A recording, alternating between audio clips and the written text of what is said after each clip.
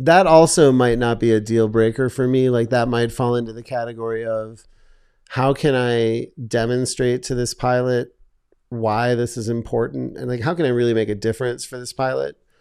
And I don't know that not signing them off is it, especially if they don't miss anything. And I can tell you what I wouldn't do because I've done it before. And I was a young CFI. I had a guy show up in a Mooney Acclaim Ovation. It was before the Acclaim. It was the 90s. It was the Ovation, which was like the fastest one at the time. And he was looking for a flight review, and I'd never been in a Mooney Ovation. So there's like a weird power balance there, right? And he wants me to give him his flight review in his plane. So I go flying with this guy, and he doesn't use a checklist. He actually listened to Grateful Dead music while he flew too, which was kind of trippy. So he would like turn on music and be like rocking in his seat, not using a checklist.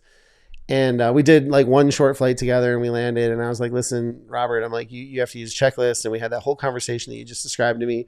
And he said, he's like, I'm not going to miss anything. He goes, here, I'll tell you what, I'll make a deal with you. He throws me the checklist. He's like, if I miss one thing on any checklist in the next flight we do, then I promise you I'll start using a checklist.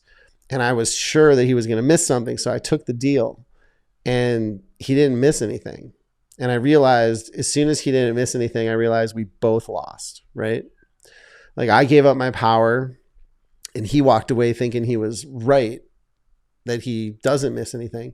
And so it really sent me into thinking about like, why do we want to use a checklist? Like, because the next guy, like I really want to be able to have a stronger conversation with. Like, so what is the actual value? And I mean, you can just sort of riff on it and think a little bit. Like there's literally no high level of aviation that doesn't use it apart from agricultural flying, maybe.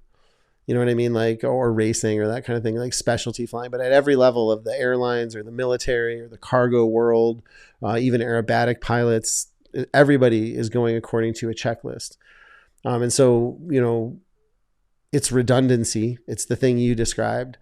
But I think there's more depth to it even than that. And the shame that I would feel if it were me and I were the guy in the Mooney, the shame that I would feel is that I had allowed my flying abilities, I'd allowed all the training I'd invested in myself and my abilities to be swallowed by this one little single engine high performance plane. So that now I only really fly that plane. I've become fused with that machine. I'm one with it. That's all I know.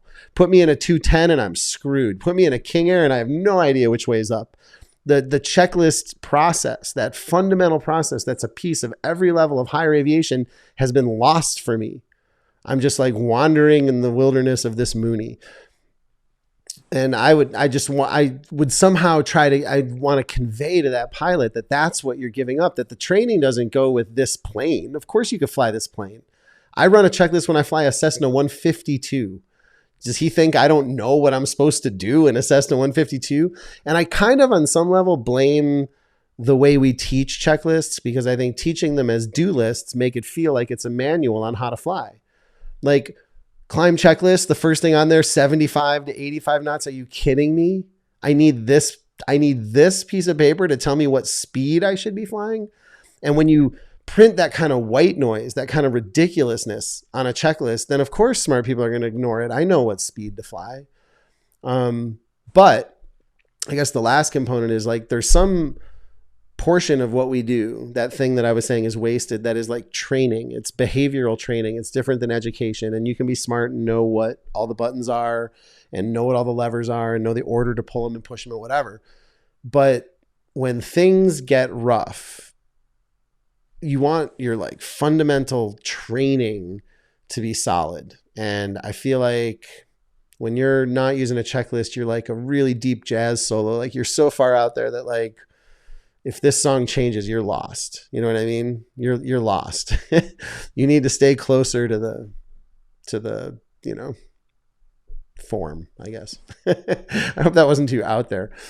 That's my end of the day answer. I love the jazz analogy. Yeah, exactly.